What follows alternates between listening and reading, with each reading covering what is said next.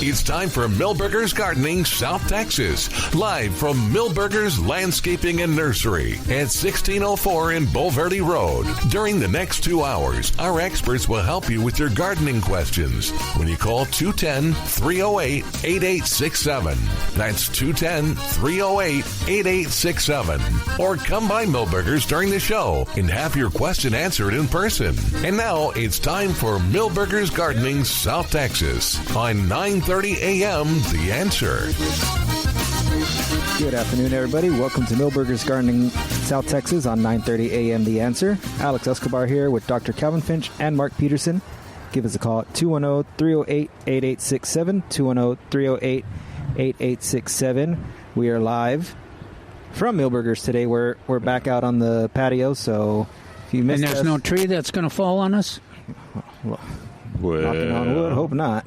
So I checked out the tree this morning, and indeed it was a live oak, but it took down several cedar elms along with it. It broke in half. It didn't uproot. It broke right in half, and I thought it was going to be uprooted because it was alongside the creek, the dry creek. So I was looking at it and went, But the interesting thing is the cedar elms haven't lost their leaves. They're still green. And the reason is they were pushed over. They weren't broken in half. So the live oak is easy to see. It's all got brown leaves. So what did Milberger's do? Are they going to cut up the cedar elms? I don't know. I haven't talked to anybody yet on that. You know, it is in a drainage. It is prohibiting or inhibiting drainage through the creek. So I don't know yet. Yeah. They probably will. We've had a lot of branches of in my neighborhood of the big pecans breaking off, but none of them falling over. But when the few 3 or 4 live oaks that have gone over, only one of them did the same thing you described, broke in half rather than fell over on the roots. And there wasn't a lot of decay inside. Check that. It wasn't like hollow or rotted or anything. It was pretty solid. Some minor decay. What kind of diameter on the trunk? It was about 16 inches. Oh, so not huge. Not huge, no. It looked huge from the other direction. I had to walk into the creek and come around the back side. But from the front side, it looked huge because it had a very large canopy, plus it took down these other trees, and so it all looked like one massive tree. And then I came around and looked, it's pretty big. It was, it's 16 inches, good size. But, that sounds strange. I guess I better go look at those cedar elms, I can't imagine them getting pushed over. Yeah, they got pushed over, but like half of it is still in the ground, and they're still green. I'm like, well, your day will come, unfortunately. Yeah. They will. Well, luckily, they're in the middle of the creek, so we have to cut them up. Well, luckily everybody's safe. No one got hurt, and Milberger's is still up and running. Yeah. And when we first heard it, I thought, oh, my goodness, one of these trees out in front or one of the trees directly in the back next to the house fell over. That's what I thought. So when I came over, I'm like, where's the damage? I can't see any damage. And then I saw some of the down power lines. Yes. And I followed them, and then I followed them to the creek, to the back parking lots, and then to the creek. And I went, oh, there it is. Yes, thankful. Always. And no buildings were touched. Were you able to notice how deep the soil was, or was it water? No. It was. I had thought it's shallow soil over there, and I had thought it was a combination of shallow soil, and some water coming through because that was after the storm event. But it wasn't. It had broken in half. Yeah. And I don't think the water was that high. So for some unknown reason, the wind came in that direction just a little bit. So and might have been some stress, but the main thing was the wind, huh? Yeah, I think so. Well, it makes it. It's just the word to the wise. Yeah. Always sufficient. That's the thing. When you can't explain absolutely why that happened, then it becomes a more challenging to your well-being and your thoughts. Well, I'd feel better if I knew exactly why that happened. Yeah. But such is nature. Well, as we're aware, it is Mother's Day weekend. Milberger's right now, they're having a Mother's Day special today and tomorrow from 1 p.m. to 3 p.m. With any purchase of a plant, you receive one free seed packet. And that includes everything. I made sure on that includes flowers and vegetables. So they'll have a variety up there, I guess. Yes. And you pick and choose. Yes, Saturday, May 9th, Sunday, May 10th, 1 p.m. to 3 p.m., one free seed packet with a plant purchase. We also have a lot going on. And I thank them for writing it down boldly and largely for Alex and I, but particularly for I, so I can see the instructions. Well, and they've gotten some amazing deliveries here, and the staff has been unloading blooming lantanas, all different kinds. Lots of, and plumbagos, wow. I guess the plumbagos at least are on sale. Well, is everything on sale today, this week? Well, there's a lot of things on sale this week. For starters, It's day before Mother's the day Day. before Mother's What do we Day. call this? Mother's Day Eve? Mother's Day Eve, we'll say. So if you're still looking for gifts for Mother's Day, definitely come on down to Milberger's. Starting off, we have all roses. That's everything in stock. That's including roses, antiques, hybrids, knockouts. Starting at $39.99, they're on sale 25% off. We also have the Vincas, also known as periwinkle, a 4-inch pot, regularly $179, on sale 8 for $12. The Pentas. And the Pentas. And the I was Pentas. going to say, those were very striking on the table. Well, and what a choice, Yes. number there. There's almost as many pentas as there are lantanas. Yes, the Total Pentas, lantanas. 4-inch pot, regularly $199, on sale 5 for $9.50. And we like those because they handle a little bit of shade, but in those areas where it's kind of shady, and then you may either in the afternoon or early morning receive direct sunlight, what we sometimes call blast of sun. Yeah, it can handle that well and does well. Well, I think it even does better with that blast. And of course, they on the sale page in the Express News, they mention that that Penta is one of the all-star pollinator plants. I believe they are. Did they? I mean, they are all-star pollinator plants. At least in our opinion, and that's all that matters, No, frankly. it's not just our opinion. Let's see here. I'm looking at... I didn't see it. I saw Superstar. Texas Superstar. Yeah, Yes. but I didn't see it. No, but- here it is. Tracks, butterflies, Texas Superstar. Beautiful clusters of... Okay, bloom, yeah. Okay. Yep. Yeah, so they had the reds, the whites, pinks, and a kind of a purplish one. It's hard to pick it, whether it's a lavender or...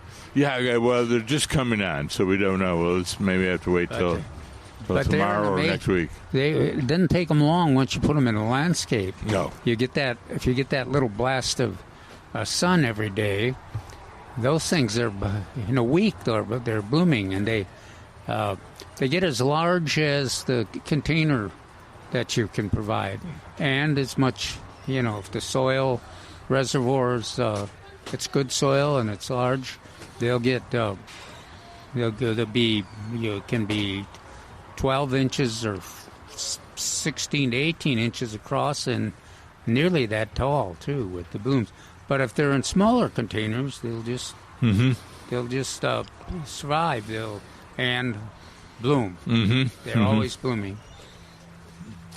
They're great plant. Now the one disappointment can be sometimes if you put them in shade when they're in shade 24 hours out of the day. Right. They don't get any blast of sun. They get a little spindly, and the flowers are not as vibrant. Not as colorful, too. Yeah. Some more sales we have. If you're still looking for a Mother's Day gift, the Plumbagos, number one, regularly $9.99, on sale $6.88. They're in front of us right here. Yeah. They look very good. Look at this shrimp plant, those Shrimp plant. both the rust-colored and the golden shrimp plant. Oh, I see them. They're look kind of like an improved variety. I don't. They look very good, and flowers are very prominent. Oh yeah, and that's another one that the hummingbirds really like. It's always amazing. So the shrimp plant's an excellent shade-tolerant plant, as well as Turk's cap and Mexico. Yeah, I was trying to think of Mexican honeysuckle. Maybe that's a honeysuckle, but also the salvia. Those are our four. Oh yeah, salvia. So, but anyway, both the Turk's cap and the shrimp plant are very attractive to butterflies and hummingbirds. And I always go, why? The flowers are so small. Why does a hummingbird really love Turk's cap? I just can't figure it out. The mystery. It's like the plant. That's like the blooms have not developed fully. Right. They never do. You know, you kind of, they're disappointing that they are not as big and flashy like these shrimp plant blooms are. But you're right. They meet the needs of the hummingbirds for sure. Where do we leave off? Anyway, we're throwing it back at you guys. Yes. The hibiscus topiary on sale, starting at $39.99. On sale, 25% off. Thrives in heat and is a great addition for containers on a sunny patio or pool deck. Okay. So Calvin Sharp Eyes, because we had mentioned earlier, there had been some deliveries this week, obviously. Wow, I'll say. So Calvin Sharp Eyes just saw the white trailing lantana. Along with two big wagons full of the purple. And I'm like, oh, that's one of my favorites. I love that white trailing lantana. Now, normally, we always say, well, it's a cool weather bloomer, but it's blooming kind of nice right now out here. Well, and it will. Spring, yeah, you can count on it spring and fall, and if it's a mild winter, it'll just keep blooming if you got it in full sun. Yeah, nice plant. I guess that's a different species, isn't it, Mark, from our... No, it is from South America, Argentina area, the trailing lantana. So it's not native, but it sure fills a void in the cooler months. It makes you think of it as native, the way it responds. Right. All right. Well, we'll get back to I'm these. just laughing at a guy with a full cart with a Texas Mount Laurel and all kinds of salvias. So. All right, we'll get back to these sales in a bit. 210-308-8867. We have James on the line. James, how are we doing today? How y'all doing? Oh, doing pretty great. How are you? How you doing? I'm on break. I've been working all morning. Well, what do you got? What do you got on plants and? Did you get any rain? We got any more rain? Not much. Yeah. No. We planted broccolinis, transplanted broccolinis this spring.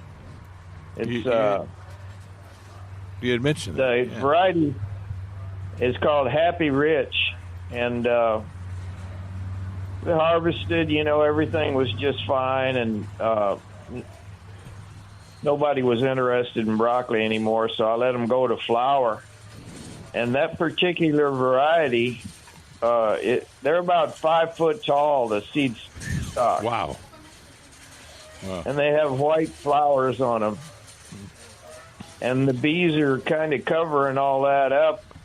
And the petals as they fall are covering the ground like snow. Wow.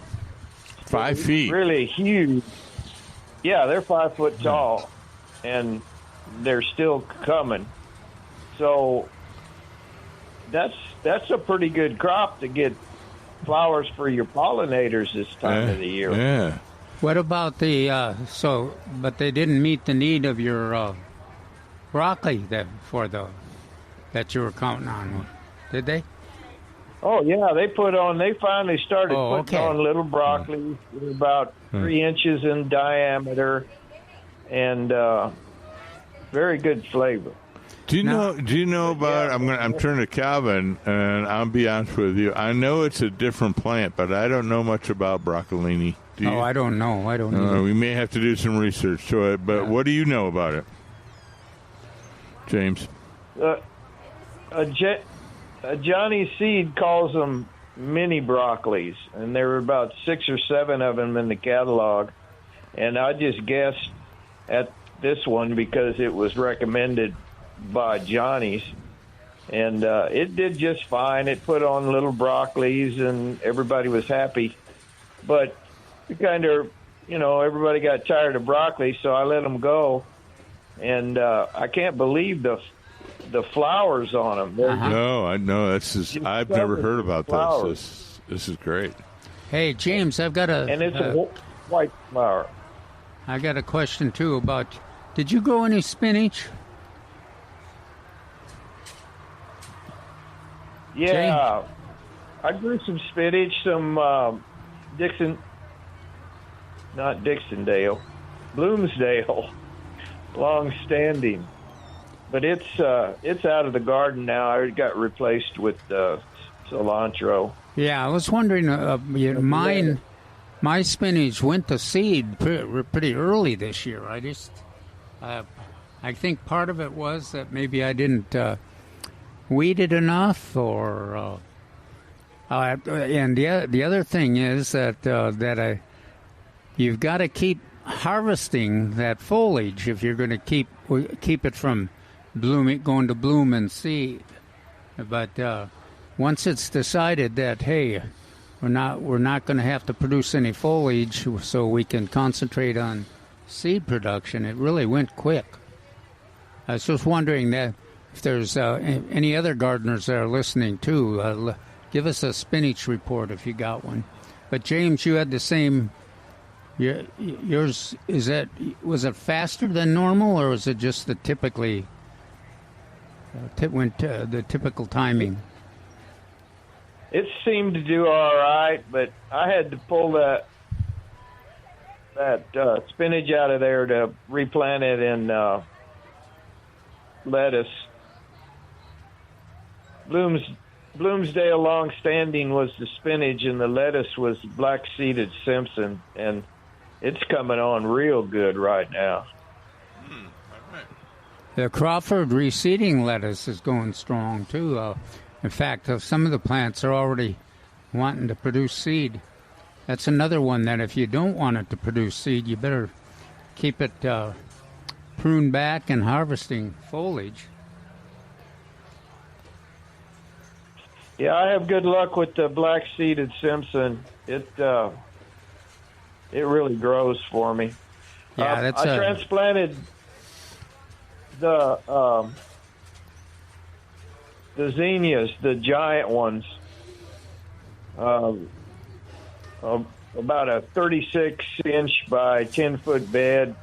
Transplanted them about every 12 inches or so, the bigger ones, and then potted up the smaller ones. That particular variety, Johnny's got the seed for it, and it's got like 12 or 14 different colors. Are they disciplined blooms? Or are they? Yeah, the professionals grow them for, like the people that really grow the flowers. They grow them. It's a Benary's giant, and kind of like the California giant. Yeah, yeah. That's one of my favorites. Yeah. And then I like that cactus selection too. Well, Well, because of the wholesale nurseries, as far as I can tell, they have had trouble keeping us supplied in all the retail nurseries around and the gardeners. So a lot of gardeners have been using seed. The California Giant seed got used up 3-4 weeks ago. Well, at least, wasn't it, Mark, when we started looking to see what we were going to replace our Dreamland zinnias with. And, the racks there's still some of the mixes, large mixes, but the ones that we're real familiar with, like California Giants, they sold out quite a while ago. I like the mix because like 12 or 14 different colors, you just don't know what you're going to get. It's a lot of fun growing them. Absolutely. I started some 72 trays and transplanted the big ones, and then put the smaller plants into 3-inch pots, so they'll be ready in a couple of weeks, I guess. Yeah, mine are blooming up a storm. They'll be a week from now. They'll be at their best, I think. If we get some heat. The sunflowers are about 2 foot tall. After all that rain, they didn't lodge, but the head turned sideways on them, and now they're starting to come back up. Okay. But all that rain made that heavy plant kind of turn over, or whatever you call it. Usually when the head turns, that's it. But it's a little early for that to happen. So that's good that they're continuing to grow. Well, one of my articles, I alerted everybody that if you have sunflowers out there, they're wonderful. They're a pollinator all-star. But they'll also take over your whole landscape. If especially if like you have Maximilian or annual sunflowers, and they really responded to the rain. But so I've been spending a lot of time pulling the plants where I don't want them growing, but I leave enough of them growing that they can be available for the goldfinches, the lesser goldfinches, for the seed, and then as a nesting site for the border patch butterflies, and then all the other pollinators love them. But just like you mentioned too, they can be the primary reason to grow them can be for their attractiveness in the garden, but also for cut flowers. Yeah, I cut them and take them to town.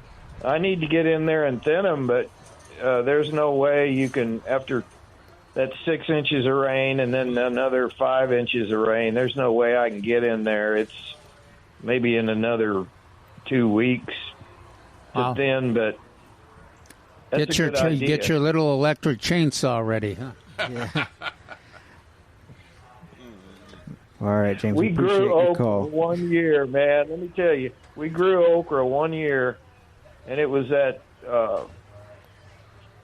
I can't remember the variety, and it had a stalk on it that was big around as a beer can. We had to use a chainsaw to cut it down. Oh man! Mm-hmm. All right, James. All right, sounds appreciate good. it. Thanks.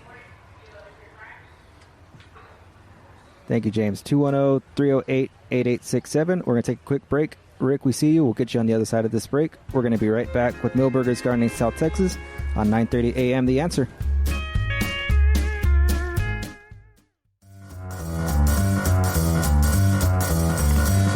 Welcome back to Milberger's Gardening South Texas on 9:30 a.m. The Answer.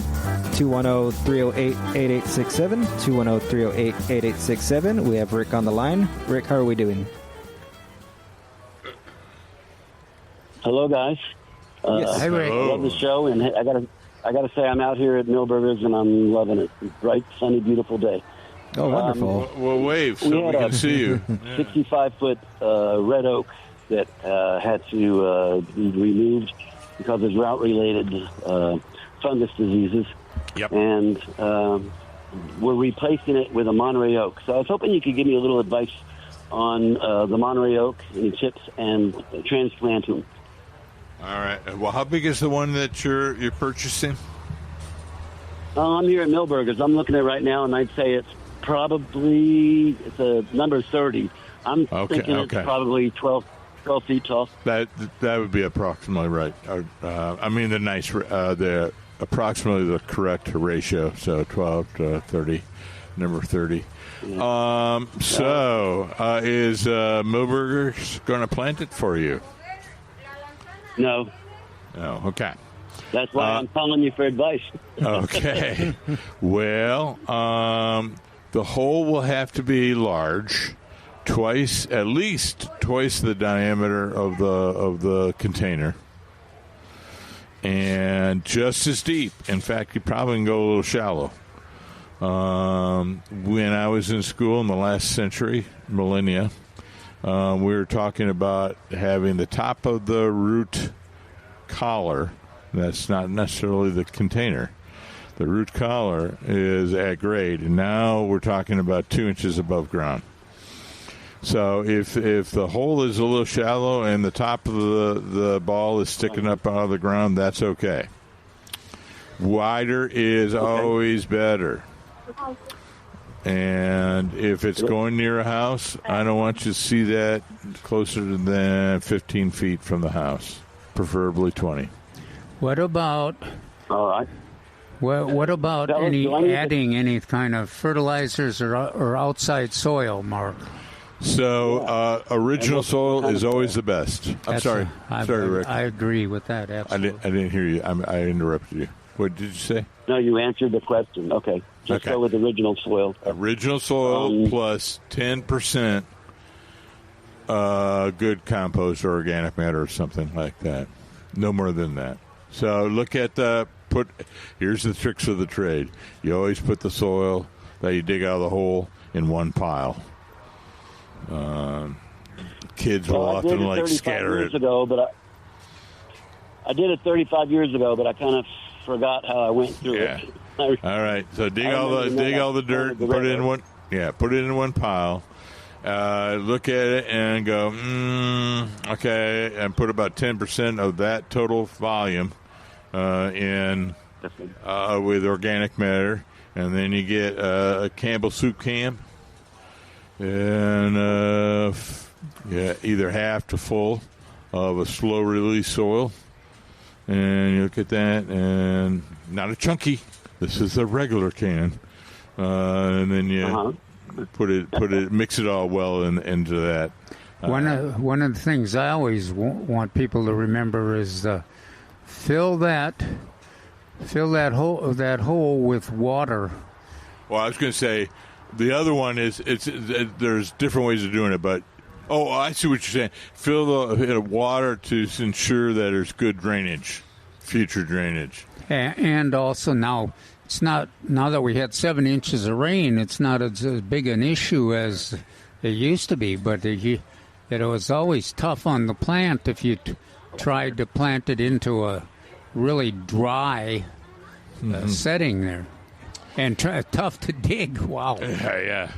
Always tough to dig.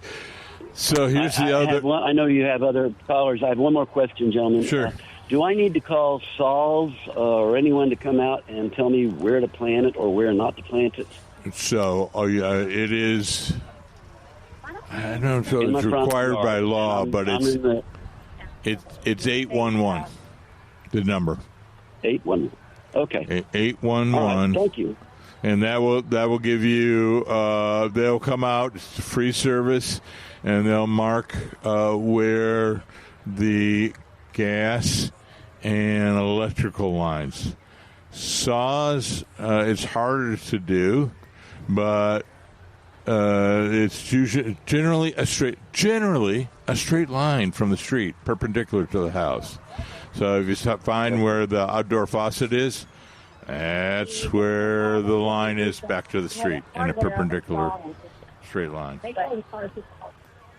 All right. Well, you guys have helped me out immensely. I really appreciate it. Thank you. Well, have fun. Yeah, Be careful. I got to add one more thing. So the other trick is you put the ball into the hole, level it, make sure it's pointed straight, and then you fill it halfway, and then you water it in, and then you put the other half in.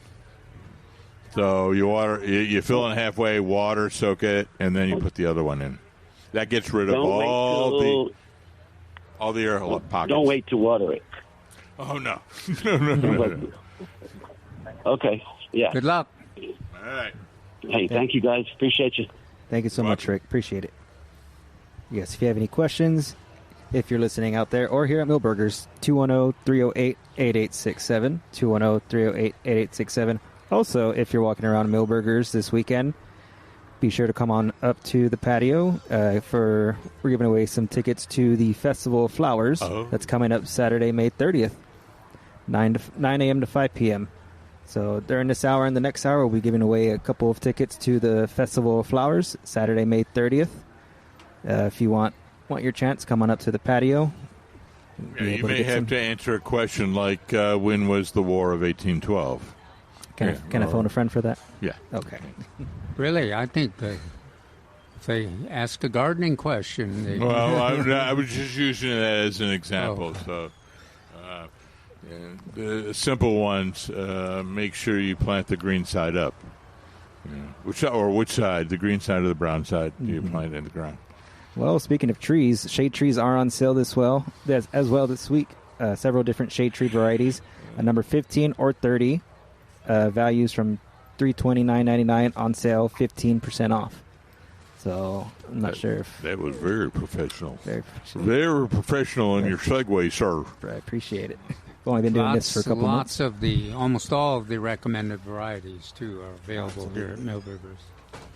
Even though, as we mentioned last week, even though the CPS Energy Green Shade program is done for this year, there's next year, but there's always an opportunity to plant a tree. Absolutely. When's the best time to plant a tree? The best time is 20 years ago. The second best time No. is... The best time, yes, it's 20 years ago. I'm second sorry. Best time I almost screwed it up. Right Sorry. It's all right. He's old. He forgets things. Yeah. But yes, again, it is Mother's Day weekend. And as we mentioned earlier, Milberger's is having their Mother's Day special today and tomorrow from 1 p.m. to 3 p.m. One free seed packet with a plant purchase. So again, that's today and tomorrow, 1 to 3. One free seed packet with the plant purchase. So does that mean any kind of plant? If they buy one of these lantanas on sale, or one of these plumbagos on sale, they'll get the seed packet? I want to say yes. Is that what you were told, Mark? That's what's written down. We only go what's written down. Yes. It's written down as anybody buys a plant. It doesn't say what plant. It says with Where's plant it written purchase. down? Right here. Right here. They gave it to me. The staff gave that to me. And I gave it to Alex. So it could help us. Absolutely. All right. And I thank the staff profusely. It's in big letters. You know what else they've got now, again, is the Whoppers. Oh, they have more Whoppers. Yeah, there's two of the leaf and bloom colors that are available. And what was it, 3 weeks ago that I bought a number of Whoppers, and they planted them. They're already just blooming and growing like mad. So they're a wonderful addition to your landscape in the shade. They can put up with a little bit of sun, but they're mostly a shade plant. But they're spectacular. They bloom constantly, and are actually pretty tolerant of certainly hot weather and even cold weather. Whoppers, and then a huge number of the smaller begonias too. If you like those, if you prefer those, they're available. And there's about, 3 to 4 different leaf colors and 3 to 4 different bloom colors. All right. 210-308-8867. We're going to be right back with Milberger's Gardening South Texas on 9:30 a.m. The Answer. Once again, we are giving away a pair of tickets to the Festival of Flowers, so come on up to the patio and for your chance to win. We'll be right back.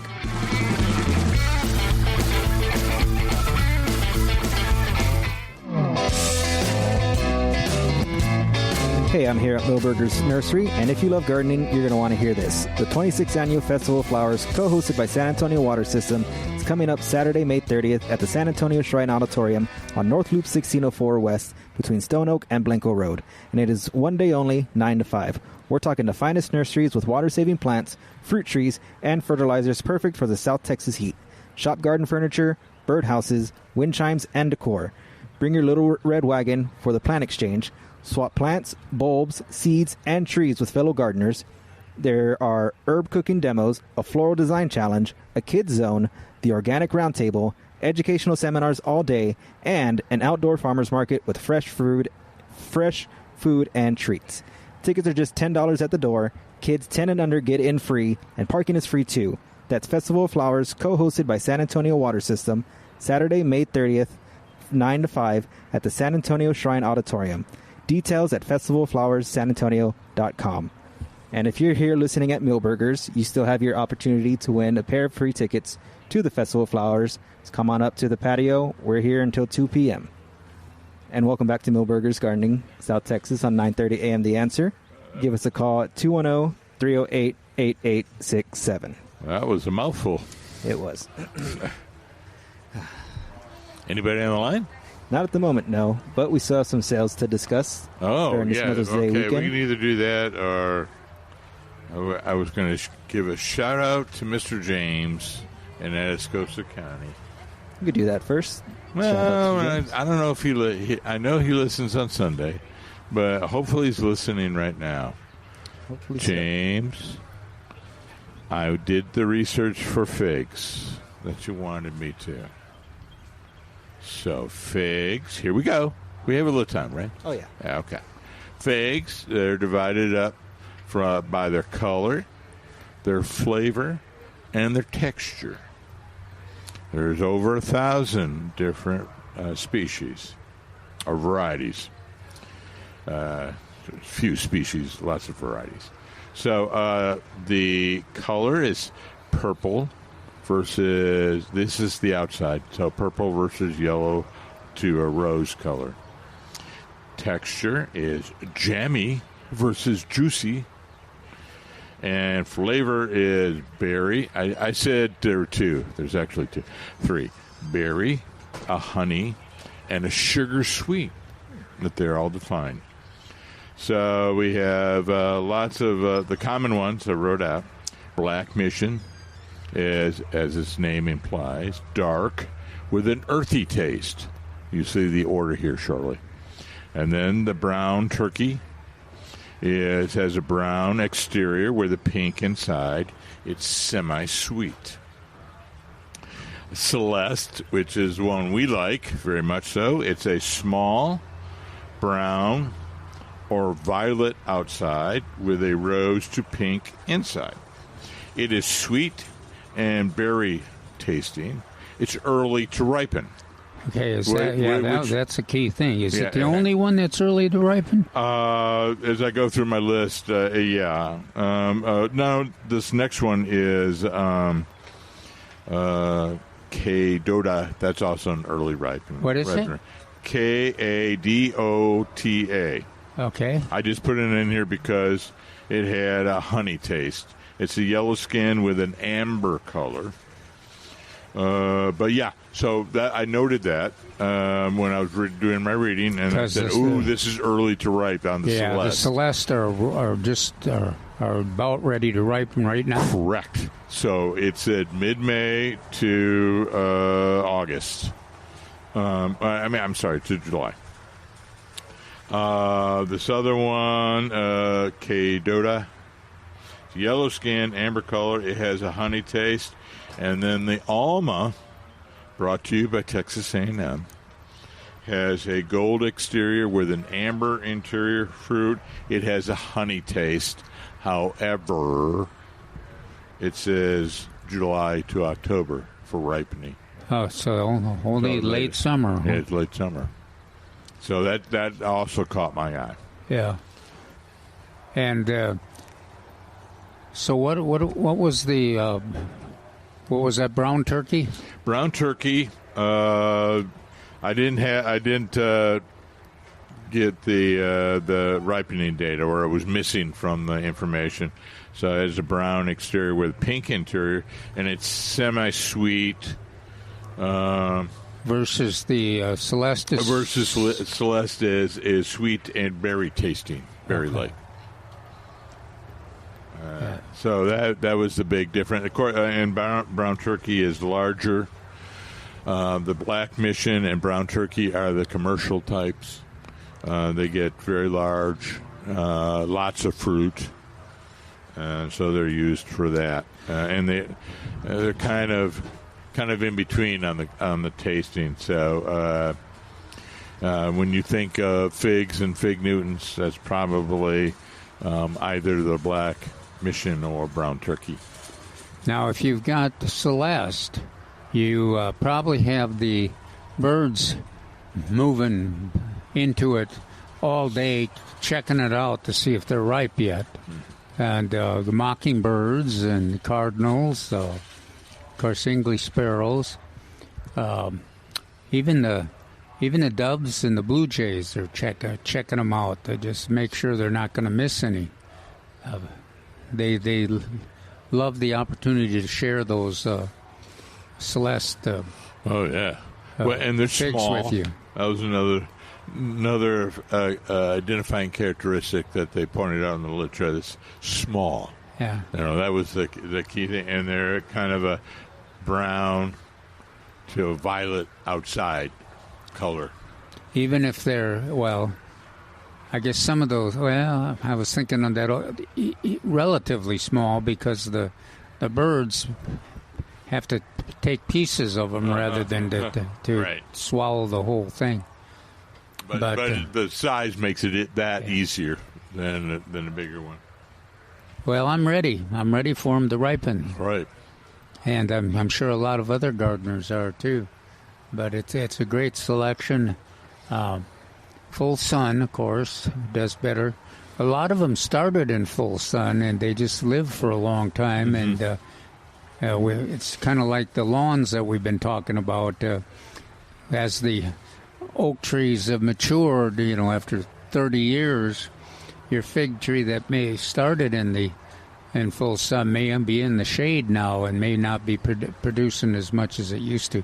Also, they're a little sensitive sometimes to the freezing temperatures, and always sensitive to water. They need pretty fair.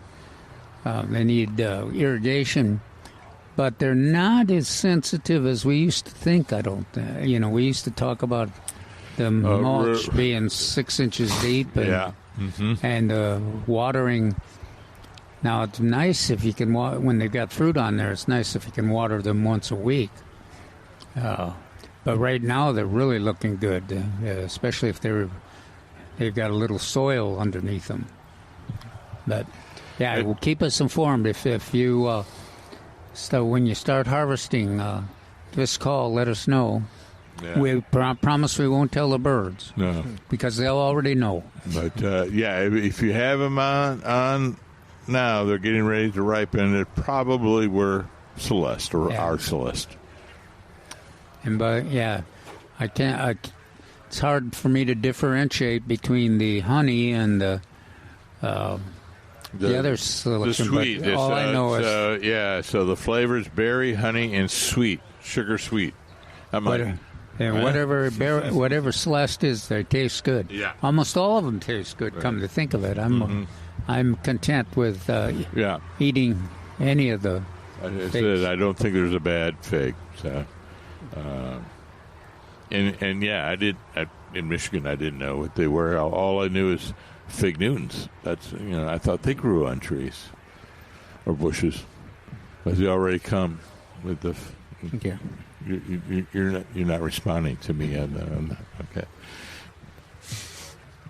I thought they grew on bushes, fig Newtons. They were harvested and packaged up. Well, let's get back to what's on sale this weekend. It's Mother's Day weekend. Let's do Plenty that. of sales. The oleander, the versatile, drought-tolerant evergreen shrub, on sale. Number 3, regularly $24.99, on sale 35% off. We have Vitex on sale. Number 3, regularly $29.99, 30% off. We also have Metal Art, which is starting at $24.99. That's on sale 25% off. That's including the wind spinners, windmills, animals, and plant figurines, and many more. Bougainvilleas. Can we let Mark talk a little bit about the Vitex? Sure thing. That's an interesting plant, and we got and then you can get back on the sales stuff. Absolutely. Well, I wasn't going to jump in there. I was going to let him do all the sales work. But that Vitex, you can see it right here at Milberger's. Oh, gosh, so you see how big it is, and it can get big. So it can get to be about 20 feet. Oh, wow. 20, 25 feet. And the blooms look like salvias. Yeah. So right now it's in bloom, and there are improved varieties that are even more blue, I would say. Colorful. So right now it's a little purple, and they do look like salvia blooms. There's been a modern management technique, if you will, that to keep them small, and you just cut them back in the wintertime every other year or every year, and just make them into a huge perennial, a large, because they will grow fast and flower almost immediately, but then you keep them small. So that's kind of the other extreme, but they are extremely drought tolerant. TechStop wouldn't plant anything along the side of the road if it wasn't drought tolerant. They grow in sun or shade too, won't they? Sun, yeah, they would always prefer sun. The shade, they get a little spindly, but they'll still grow and still produce flowers. And they're on the list of the pollinator favorites. Like this one has always got some hummingbirds. Always got hummingbirds around it, and of course the butterflies like them, and also the bees. Yeah, there's also been in recent years a marketing ploy calling them Texas lilacs.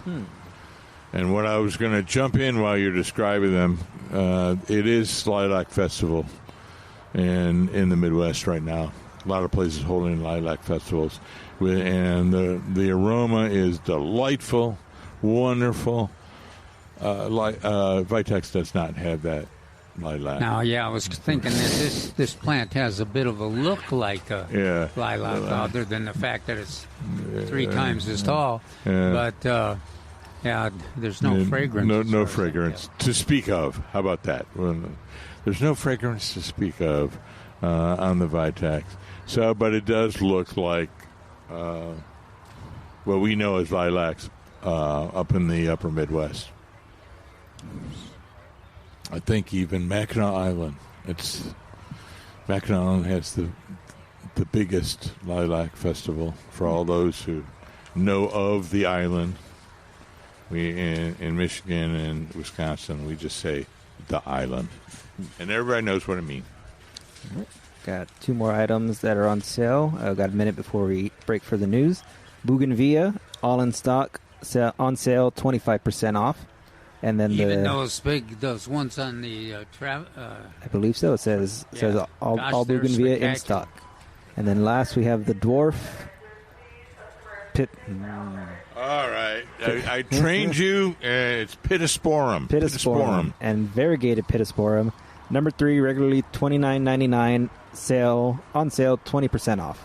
And Milberger's premium lawn and garden fertilizer, a 40-pound bag, which covers 7,600 square feet, only $49.99.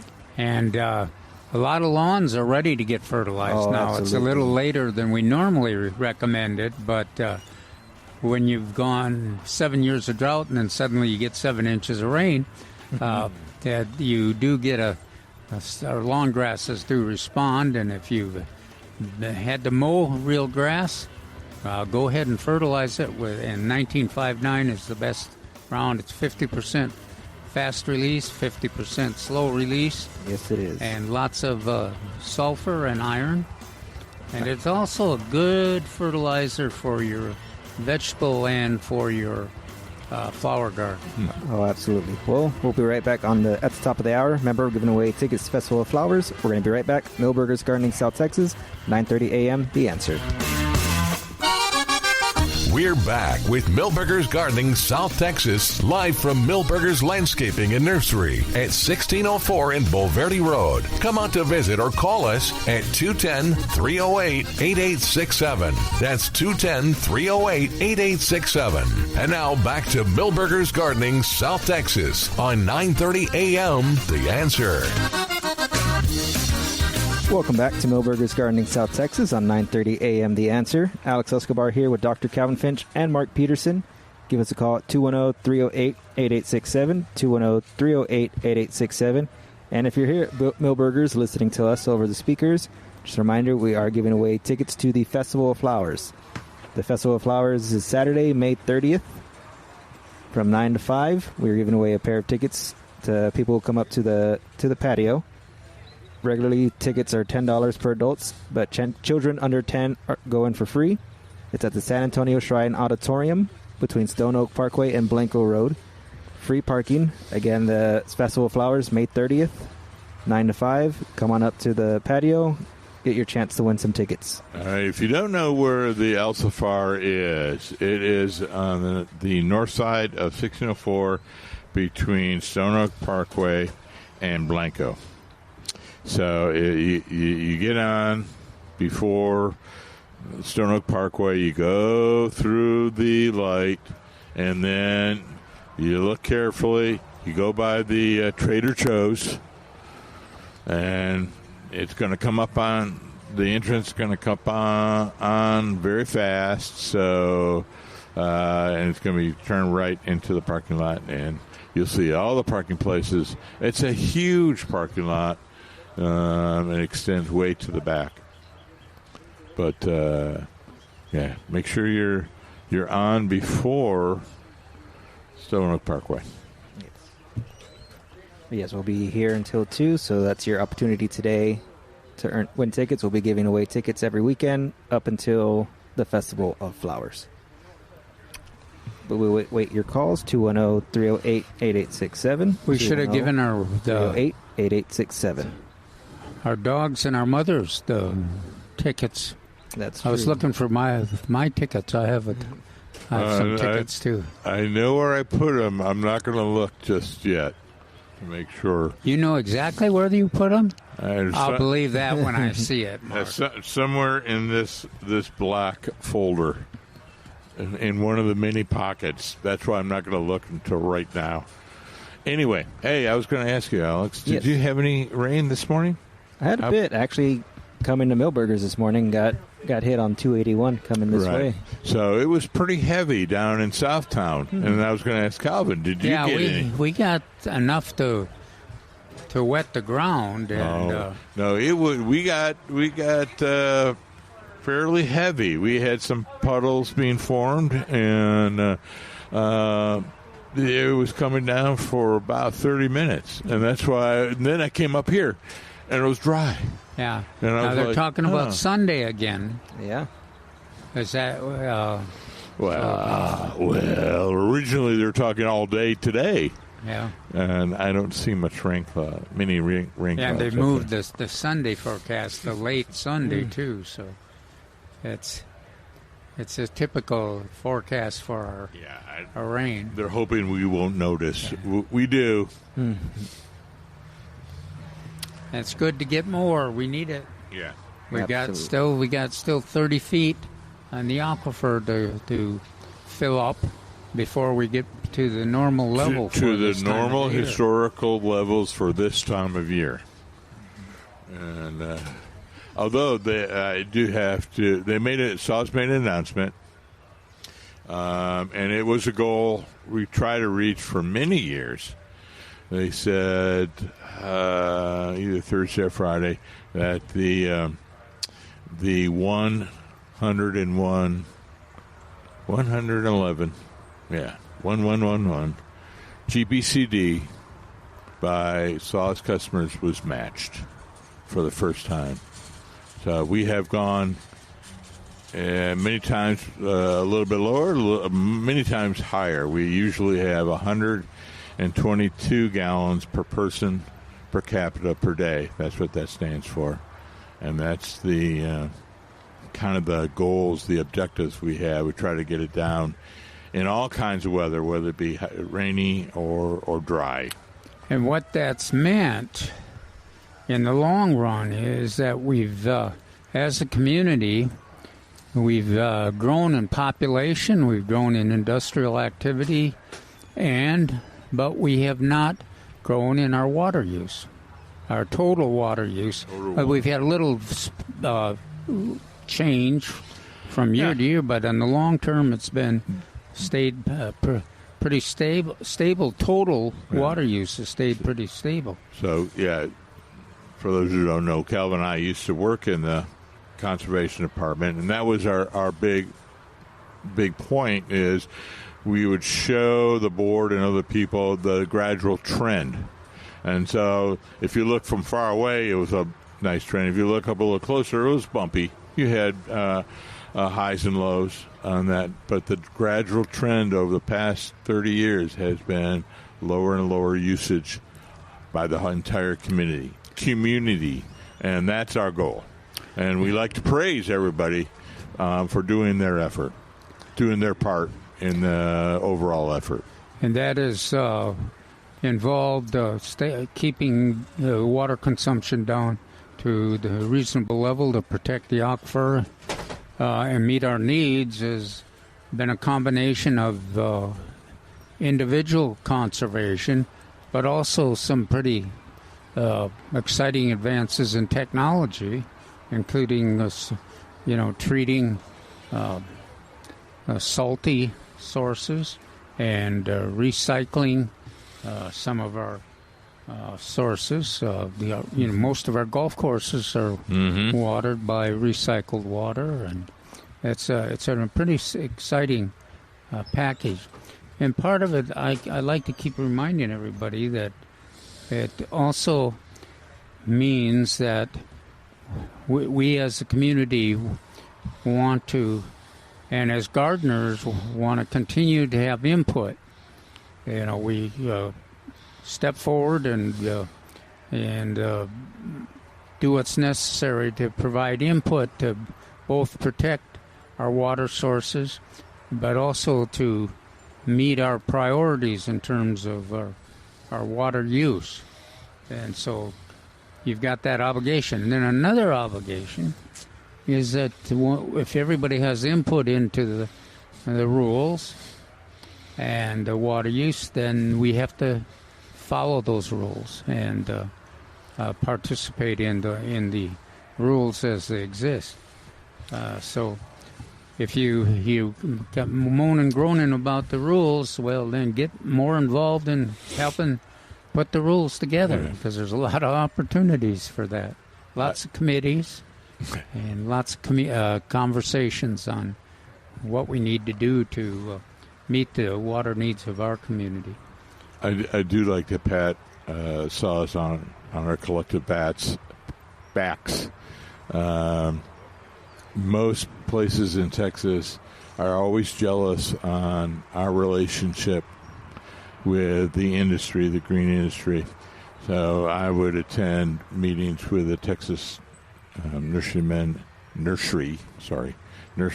Landscaper Association, as well as the San Antonio Irrigation Association, and we try to keep them informed and ask for their input, which a lot of places in Texas the water purveyors do not do. And so the green industry has in other parts of Texas, I've been kind of jealous of our relationship with the green industry. We try to always involve the green industry in all major decisions. Well, we basically demanded and reminded them that they don't have an industry if we don't have enough water to get the job done. Another group that we need to commend, of course, the volunteers, master gardeners, but also our elected officials have been. We've had so many leaders step forward and get involved in some controversial issues and stand by and help convince and communicate the issues and the need to comply. And it's all of that combination has resulted in this success. So thank you to everybody, and everybody's a hero in this community in terms of water use. Well, we could go on and on. Just stop us, Alex. Yeah. It's very captivating. If we don't go on and on, Mark, he'll start talking about the sales again. Yeah. Hey, well, no, we went through. At least we went through the hard cover of the paper color. Do we have any more sales?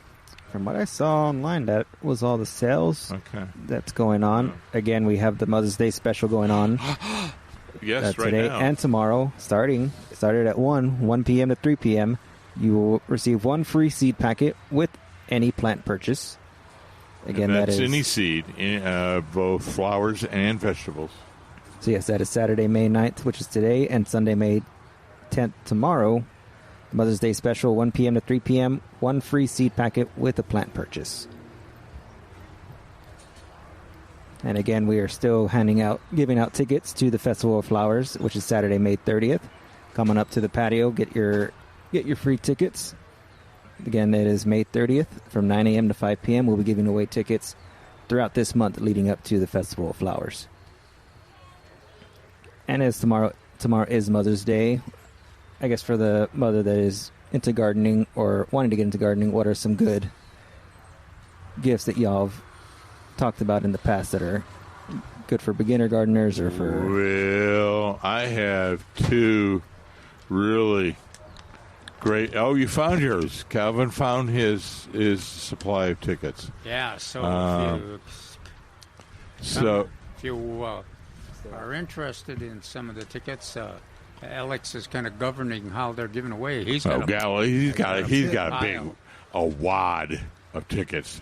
Come on by. We got lots of tickets. So you asked for books. I have two books. Okay. One is an older one, but I still think it is one of the best. It's Perennial Color by William Welch, or Welch.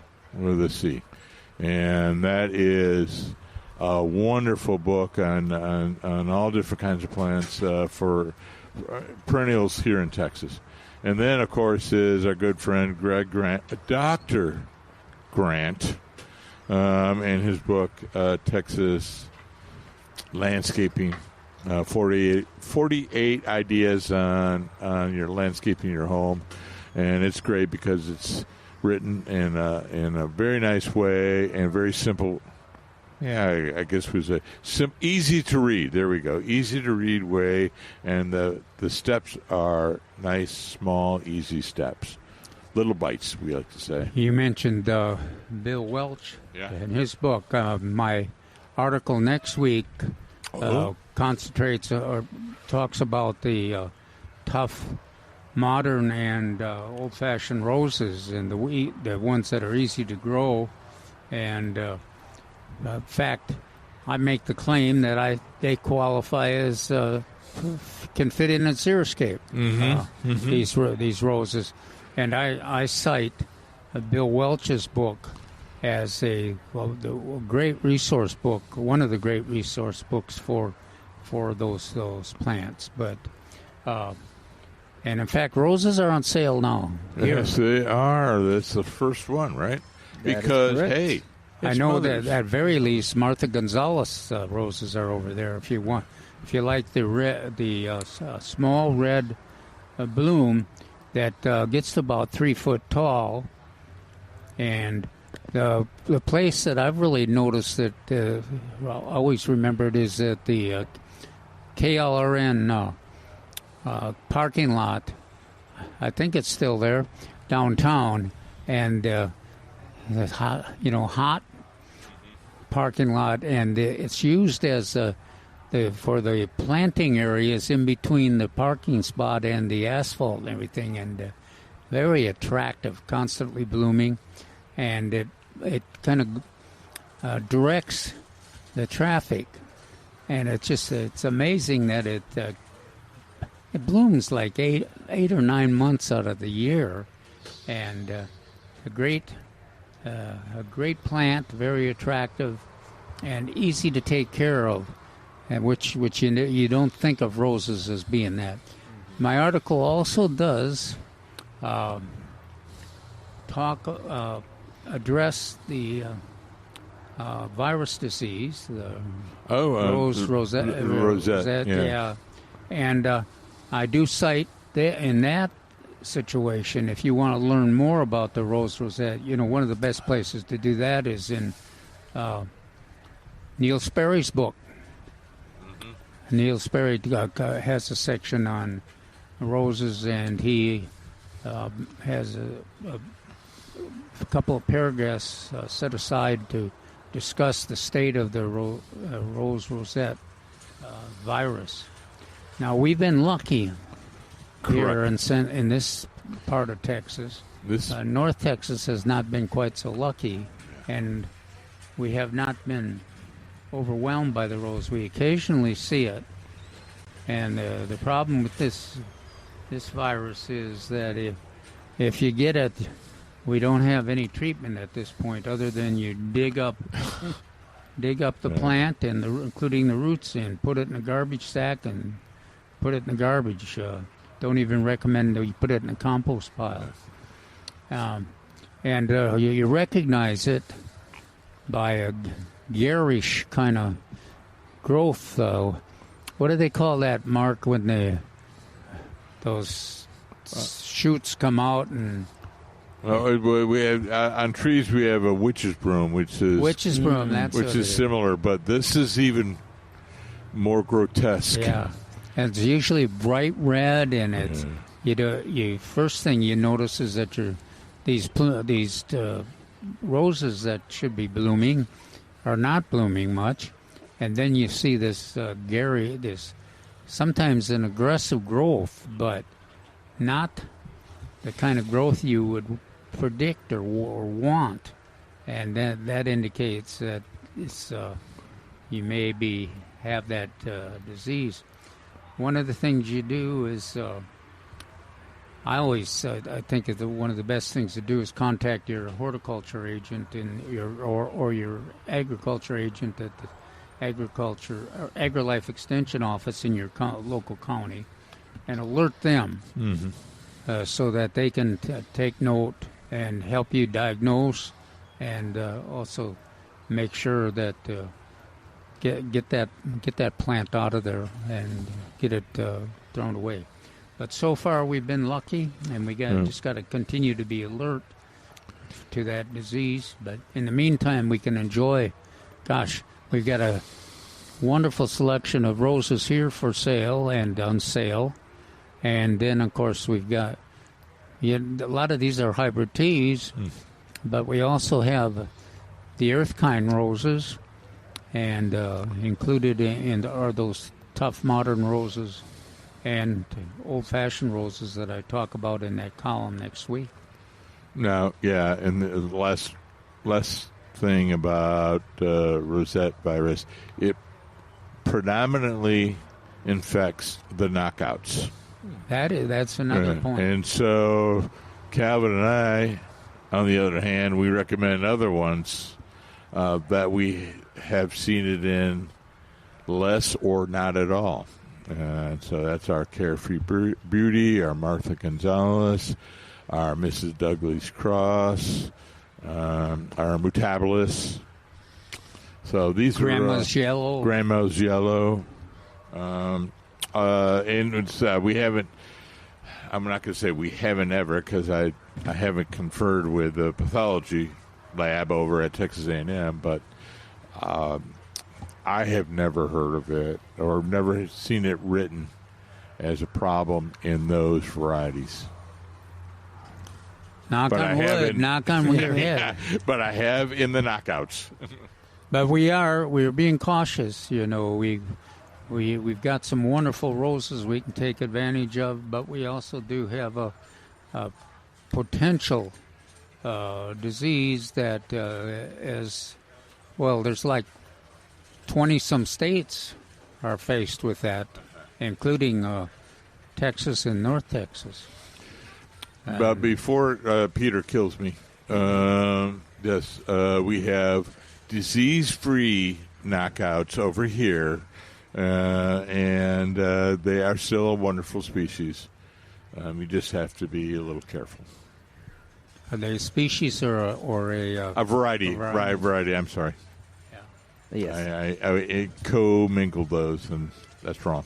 You know, another thing that the article today emphasized the subtropical perennials, plants like Esperanza, Thorales, Firebush. All right, well, we'll discuss that a little bit later. We're going to be right back with Milberger's Gardening South Texas on 9:30 a.m. The Answer. We'll be right back.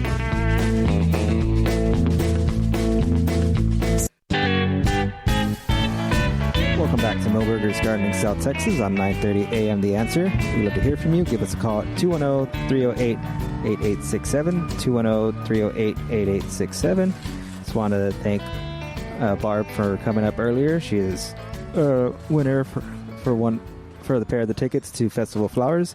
Just a reminder, we're giving out tickets this weekend and throughout the month leading up to May 30th for the Festival of Flowers. So come on up to the patio for your chance to win your tickets.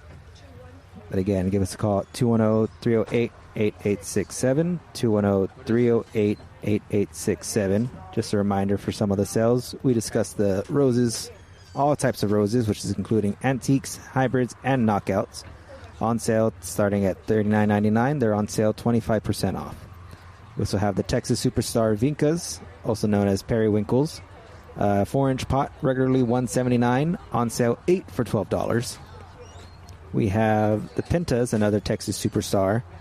It attracts butterflies. 4-inch pot, regularly $199, on sale 5 for $9.50.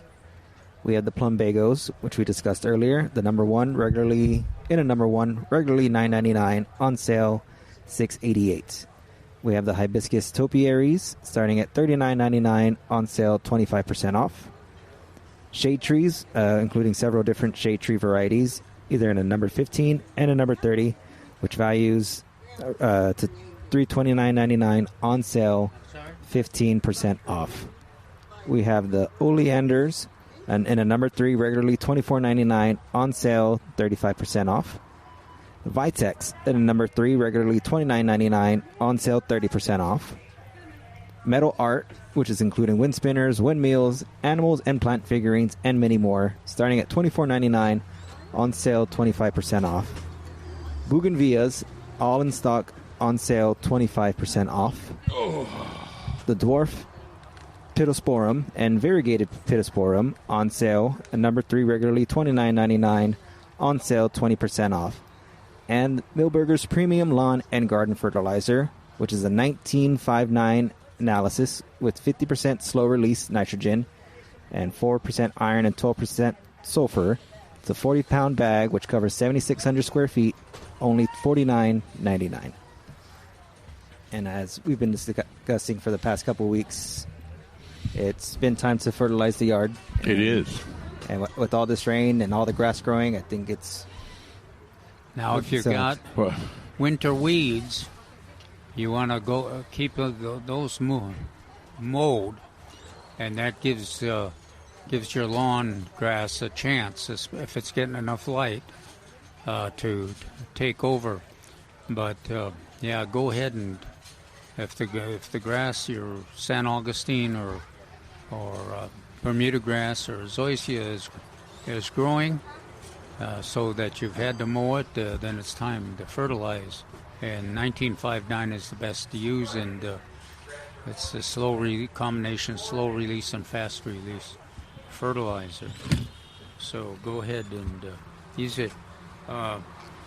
Another thing on the Bermuda grass, it's not only growing pretty aggressively in the lawn area, it's growing really aggressively wherever there's soil available, like your shrub border and your flower garden. Vegetable garden. And the vegetable garden, yeah. The vegetable garden's a little tougher, but the other ones you can use one of the herbicides for grassy weeds. Grass Be Gone is one of those, and my favorite. Gosh, I just applied it this morning. I can. The Post or the. No, Post and Fusilade are two good ones too, but they use the same active ingredient as the one I use. But one of the most important things about it is you've got lots of choices, but make sure that you review the label instructions, and it tells you that they do a good job of letting you know where you can use the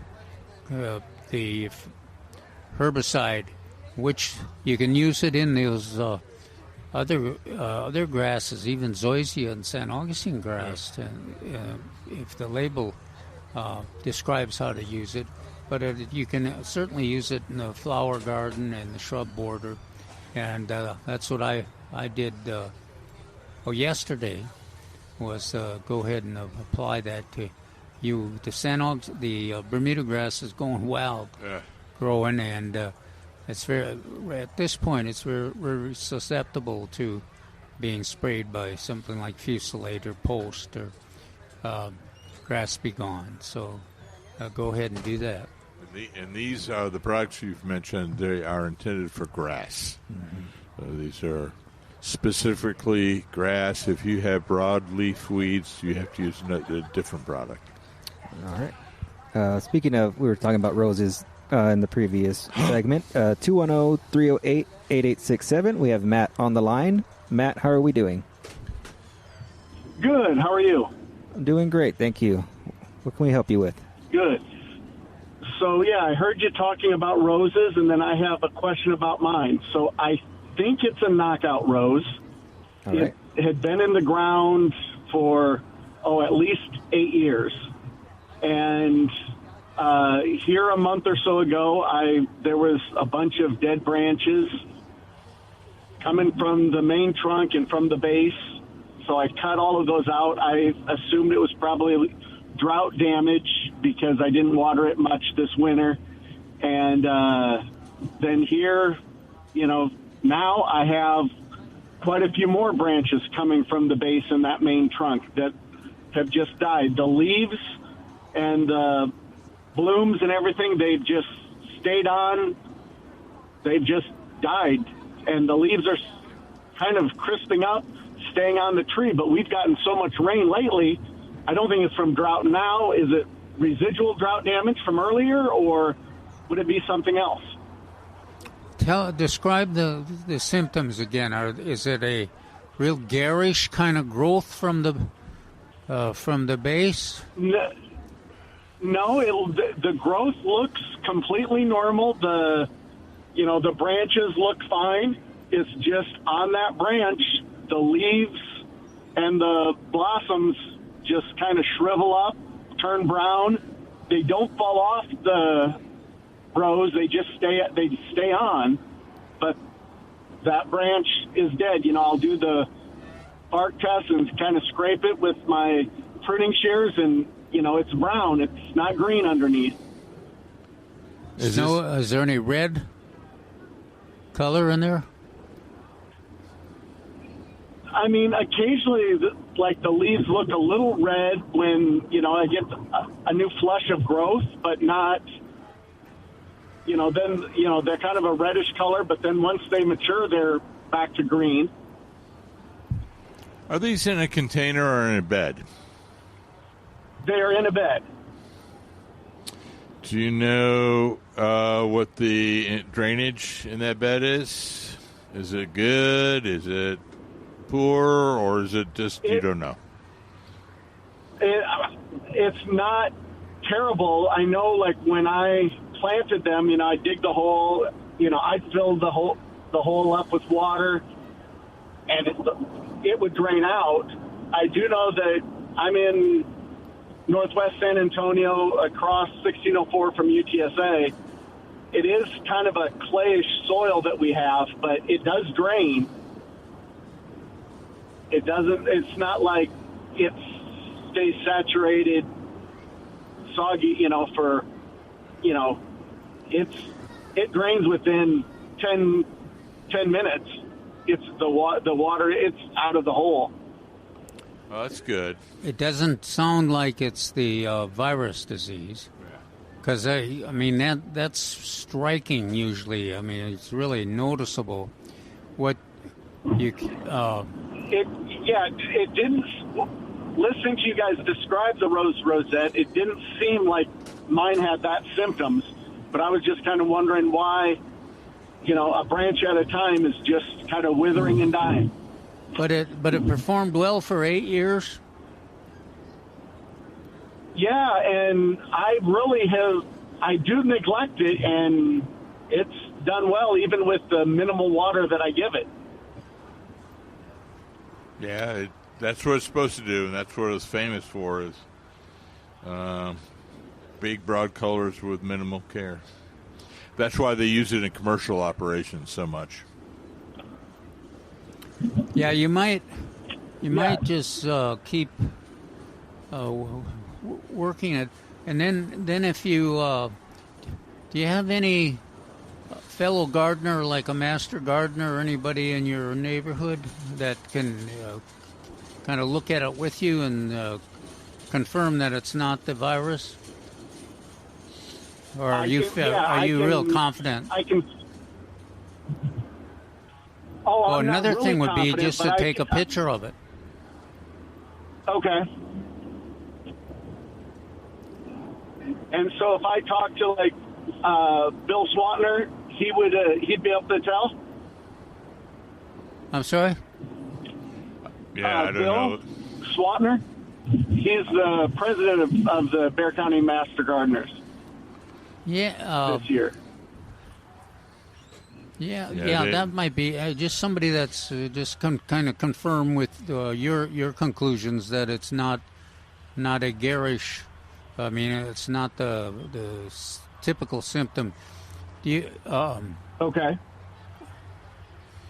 Because if it is, you want to be cautious. You want to get it out of the ground and in the garbage sack if it's.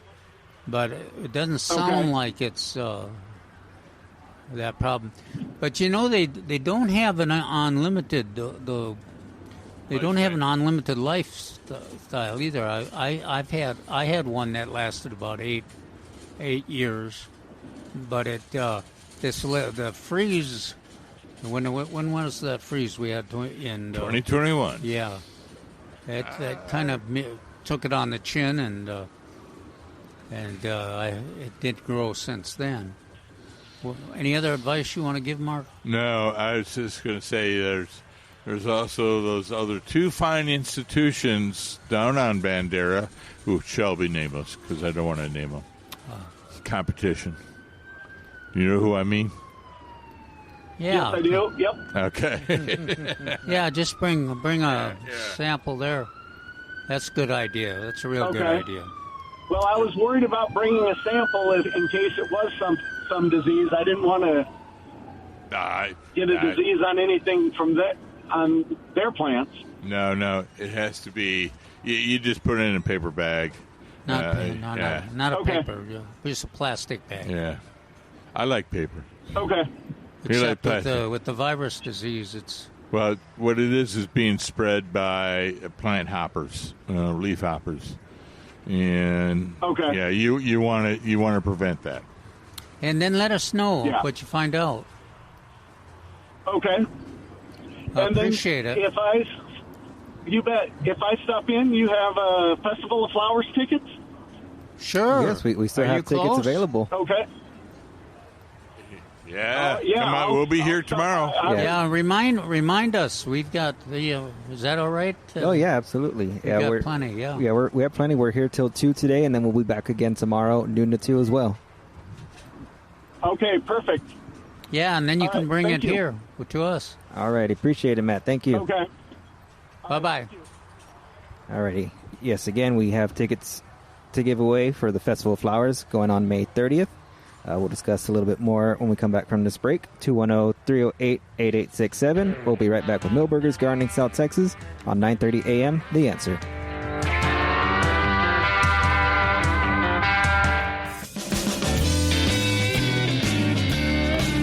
Hey, I'm here at Milberger's Nursery, and if you love gardening, you're going to want to hear this. The 26th Annual Festival of Flowers, co-hosted by San Antonio Water System, is coming up Saturday, May 30th at the San Antonio Shrine Auditorium on North Loop 1604 West between Stone Oak and Blanco Road. And it is one day only, 9 to 5. We're talking the finest nurseries with water-saving plants, fruit trees, and fertilizers, perfect for the South Texas heat. Shop garden furniture, birdhouses, wind chimes, and decor. Bring your little red wagon for the plant exchange. Swap plants, bulbs, seeds, and trees with fellow gardeners. There are herb cooking demos, a floral design challenge, a kids zone, the organic roundtable, educational seminars all day, and an outdoor farmers market with fresh food and treats. Tickets are just $10 at the door. Kids 10 and under get in free, and parking is free too. That's Festival of Flowers, co-hosted by San Antonio Water System, Saturday, May 30th, 9 to 5 at the San Antonio Shrine Auditorium. Details at festivalflowerssanantonio.com. And welcome back to Milberger's Gardening South Texas on 9:30 a.m. The Answer. Yeah, we had turned you down a little bit, Calvin. Just want to make sure we got the ad read right, but we have Matt, who was just on the phone earlier, coming to get some. How quick he made the trip. Oh, I know. I know. It's paperwork. I know. This is new. All this paperwork here. I know. But yes, Paperwork. we got about 15 minutes in our show today. We do have a caller, 210-308-8867. Melissa on the line. Melissa, how are we doing? Hi, I'm doing great. Thank you. Thank you. What's going on? Well, I had a comment to make about the gentleman that called in about the rose rosette. I'm a member of the San Antonio Rose Society. We meet every month, the second Monday of the month at 7 p.m., and our meeting is coming up this Monday. And we have a plethora of smart rosarians that can answer his question and many others regarding rose issues. And I would just love to invite the audience to come out to our meeting this coming Monday. We're located at the Garden Center, which is right outside the Botanical Garden, the San Antonio Botanical Garden. Okay. Well, Matt, we just got somebody, the caller. She was a part of the San Antonio Rose Society, so she's inviting you to the meeting this Monday, right? Right. He also That's lives correct. close to the nurseries on Bandera, so that's great. He's got a couple choices to make. Yeah, I live by the Monday. Matt was asking. It's Monday at the Garden Center. At it what is, time? yes, at the Botanical Garden. We start about 6:45. We have heavy hors d'oeuvres. We have a speaker. We have giveaways. It's just a wonderful time with like-minded people. And I'd like to say also, if they don't grow roses, it's beneficial for them to come as well. We have speakers such as Mark Fanek coming from Fanek Nursery at times. In general, love of gardening is all you need, and we would love to have you join us this Monday. All right. Sounds I think we captured them at the heavy hors d'oeuvres, the free food. So 6:45, 7-ish. All right. All right. Thank you. Thank you. Matt is off the microphone, so Yes. he thanks you as well.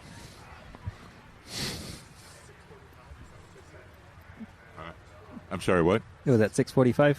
Yeah, Yes, 6:45. All right. Thank you, man. And thank you, Melissa, for that information on Monday. Yeah. On Monday. Monday. Yeah. Let us know what you find. All right. 210-308-8867. Got a couple minutes in our show today. I know we didn't talk about it much, but we didn't talk discuss... about Calvin's article. Yes. What was the topic, if you will, sir? Well, we subtropical perennials, and that's the hot weather, the plants that freeze back every winter, and then they come back. Now they're coming back gangbusters, and a lot of them have started to bloom, or they'll be blooming a little later in the summer. And already here at Milberger's, we have some of the Duranta, and we have some of the Esperanza varieties, not our main one that we're looking for. What else we have, Mark? We had Torales, and she had Pride of Barbados here. Another Poinciana is another... Yeah, another name for it. Yeah. Firebush. Yeah, you call it Poinciana in your article. And the Duranta. Now, I got to tell you, you had asked me a couple weeks ago while we were here one time, what's the other name for the Duranta? And so I looked it up. Skyflower. Oh, really? Or golden dewberry or dewflower. Yeah, Duranta's one of my favorites. It blooms a little later in the fall. A little more cold tolerance than some of these others that we're talking about. But it's got either blue flowers or white. It's got some of the varieties have white flowers. Yeah. And then it's got that yellow berry. It's not the favorite. The flowers are the favorite. Are favorite of the pollinators. Yeah. It just gets covered with butterflies. Queen butterflies in the summer, and then when the monarchs show up in the fall, they move on there. But the berries eventually get eaten after a freeze or two in the wintertime by the birds. Now, just be glad you don't live in the valley. And so I saw a little note there. It says it can get up to 9 to 10 feet in the valley. So, yeah. But fortunately, it won't get that big around here. But it's not all bad when it's that big and you've got it loaded with monarchs and queens and other butterflies. We'll accept that. Yeah. And that's where I saw it first. One of my neighbors had one, and he just said, "If you want to see the butterflies, every kind of butterfly that we have in this area," and I went to look, and wow, it was covered with them. We'll have to add that to the list. So I always say, Greg's Miss Flower is one you must have because the butterflies love it. Well, the advantage of Greg's Miss Flower too is its much longer bloom period. And zinnias and lantanas and so porterweed. So I'm going to add the Duranta to my list, my mental list. So we'll be talking about the subtropicals more tomorrow too, but it was good. It was a little taste. Yeah, we did. Usually on Saturday we talk about your article, but we didn't really touch on it today. And we'll talk about so much action. We'll talk about it tomorrow. Yes, but I was just looking over there at the lantanas. All of those varieties that we've talked about through the winter, they're all here. They're all in full bloom. And they look spectacular. I guess they're not on sale, are they, Alex? No. The lantanas? Did not see that they were on sale. But, gosh, the new gold is there, and the lavender spreading, and with the white blooms and the purple blooms. They brought in a lot. Well, and there's Mark, your favorite red over there. We don't know which name that. I don't know which name. They keep changing the name. So I love Dallas Red, and there was one time that was called Really Red. Oh, okay. So easy to remember. I like the red and orange ones. That's more of an upright, and then of course you've got the new gold and the lavender that are the spreading And the new gold, the lavender and the white version, they do most of their blooming in the spring and the fall, and sometimes way into the winter when it's mild winter. And new gold, that's the hot summer That's the plant. hot summer one. And it's great. It's spreading low, fairly low. It's great for out in the front, in those places where nothing else seems to grow. Full sun. And that all of them are in the fall especially are covered with butterflies.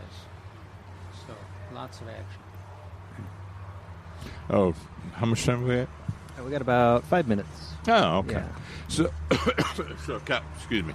So Calvin was asking me about during the break about oak wilt, and it is in This Week in the Garden. Well, we're coming out of the prime period. Usually we consider March and April the prime periods for oak wilt. However, you should probably still paint all your wounds, particularly your fresh ones. Just go ahead and do your dead Is that ones. the law here in San Antonio or not? It is the law that you should do all oaks within 30 minutes. And then some other communities, as you mentioned, have additional time frame or time restrictions. And that's usually February 1st to July 1st.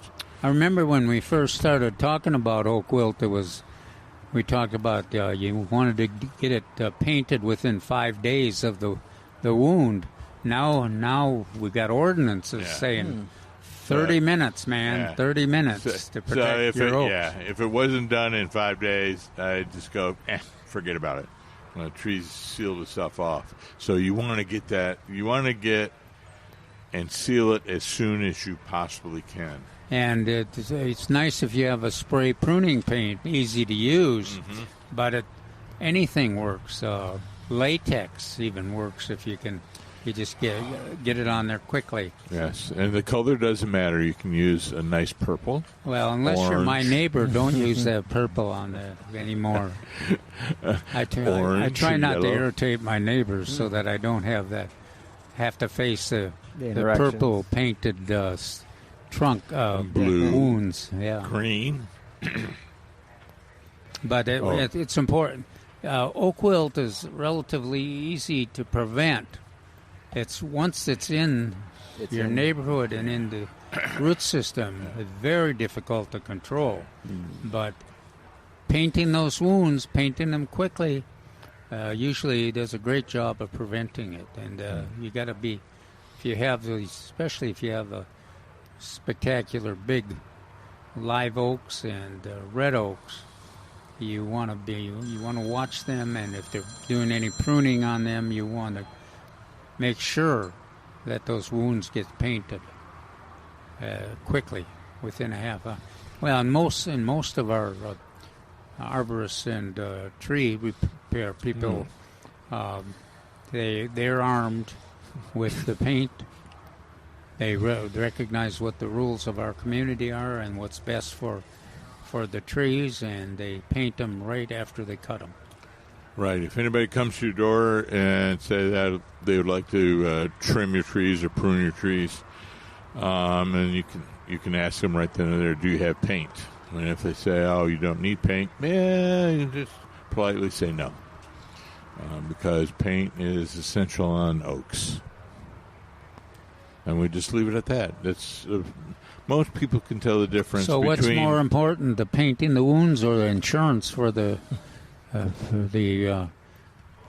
pruners, or both? They probably wouldn't. If they didn't have insurance, they probably would not have pruning paint. Well, either. that is a wonderful topic to begin tomorrow, because there's 5 things you should probably have before you allow anyone to touch your trees. How about that? I would always say you get the insurance. Make sure that they have insurance. Yeah, That's well, important. go ahead. We've got a couple minutes before we leave, but check out the article in the Express News. It mentions that oak wilt issue. It mentions fertilizing your lawn. Also, though, it concentrates on the planting the subtropical perennials, the ones that bloom, can put up with the hot summers that we have. And once they're established, they're pretty invincible. And you want to get them in place, and they usually freeze back in the wintertime, but they'll come back in the spring, and most of them are coming back right now. Yeah. I like the... I always recommend that every San Antonio must have an Esperanza, Pride of Barbados, Firebush, and a Sinisa in their landscape. Well, we're inside a minute, so you're shaking your head. Yeah. No, it's so radio.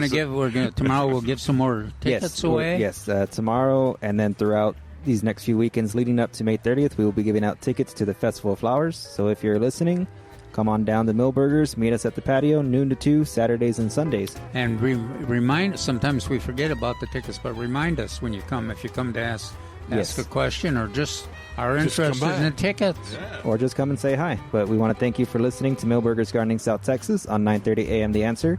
Alex Escobar with Dr. Calvin Finch and Mark Peterson. We will see you tomorrow for Mother's Day. We hope you have a great day, and see you tomorrow.